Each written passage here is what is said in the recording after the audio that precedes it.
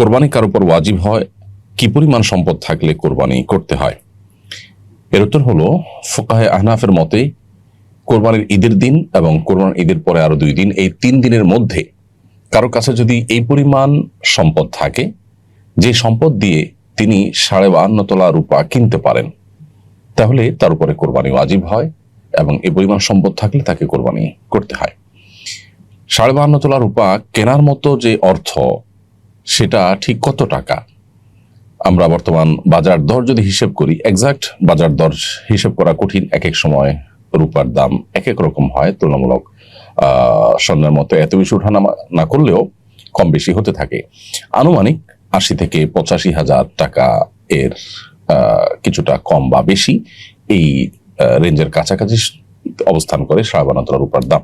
তো এই পরিমাণ নগদ অর্থ যদি কারোর থাকে কারোর কাছে এই কোরবানির দিনগুলোতে, অথবা এমন জিনিসপত্র, অলংকার, বসত বাড়ি কিংবা বসত বাড়ির বাইরে অতিরিক্ত জমি জমা, যেগুলো উপরে তার বসবাস ভরণ পোষণ নির্ভরশীল না, এরকম অতিরিক্ত সহায় সম্পদ যদি থাকে, ব্যবসার মালামাল যদি থাকে, নগদ অর্থ যদি থাকে, তাহলে তার উপরে কোরবানি আবশ্যক হয়। অর্থাৎ জাকাত আবশ্যক হওয়ার জন্য যে নেশাব আছে 52.5 তোলা রূপা, সেটার সমপরিমাণ বা সেটা কেনার মতো টাকা যদি কারোর কাছে থাকে, সেটার বয়স 1 বছর না হলেও কোরবানির দিনগুলোতে এই পরিমাণ টাকা থাকলে তার উপরে কোরবানি আবশ্যক হয়।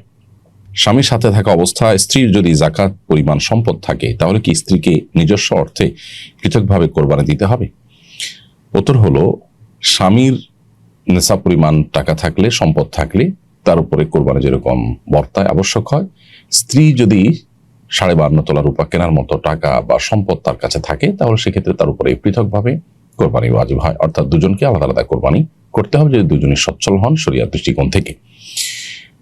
এটি ফুকাহে আহনাফের মত। অবশ্য ফুকাহে হাম্বলি তথা সৌদি আরবের বর্তমান উলামা ইকরাম তারা বলেন যে একটা পরিবারের মূল কর্তা যিনি, তার উপরে কোরবানি আবশ্যক হলে তিনি কোরবানি দিলে পরিবারের অন্য সদস্যের তরফ থেকে কোরবানি আদায় হয়ে যাবে। কারণ কোনো কোনো হাদিসে প্রত্যেক ফ্যামিলির উপরে, পরিবার উপর একটি করে কোরবানি আবশ্যক, এরকম কথা বর্ণিত হয়েছে। ফুকাহে আহনাফের উলামা ইকরাম এর বিভিন্ন রকমের জবাব দিয়ে থাকেন। যেমন তোমার থেকে একটি হলো যে, আগে একটা সময় নবী সাল্লাল্লাহু আলাইহি ওয়াসাল্লাম যখন এটি বলেছেন, তখন সাধারণত বা কমন চিত্র থাকতো যে পরিবারের কর্তা যিনি, তার কাছে সম্পদ থাকতো, বাকিরা যারা তার অধীনস্থ থাকতেন তারা মূলত নেশাব পরিমাণ আলাদা সম্পদের মালিক হতেন না। আর ছেলেরা বড় হলে, বিয়ে শাদী করলে তারা আলাদা সংসার তাদের হয়ে যেত। এই কালচার প্রতিষ্ঠিত ছিল, সেজন্য আলাদা করে পরিবারের কথাটা সেখানে বলা হয়েছে।